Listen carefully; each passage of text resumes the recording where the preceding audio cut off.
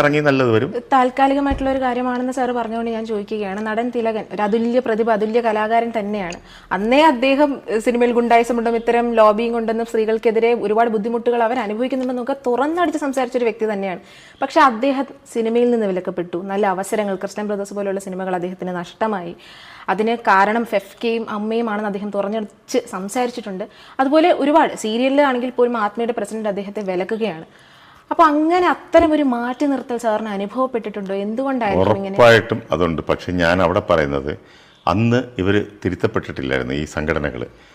ഇപ്പോഴവർക്ക് മനസ്സിലായി ഒരാളുടെ ജോലി നിരോധിക്കാൻ പാടില്ല, അല്ലെങ്കിൽ അയാളുടെ ജോലിയിൽ നിന്ന് മാറ്റി ആ അവകാശം. അതിന് കേസ് വന്നു. കേസിൽ മറ്റേ കൊടുത്തവർ വിജയിക്കുകയും ചെയ്തു. ഇവർ ഫൈൻ അടക്കേണ്ടി വന്നു, അമ്മയും ഫെഫ്കാക്ക്. അങ്ങനെയൊക്കെയുള്ള സന്ദർഭം ഉണ്ടായി.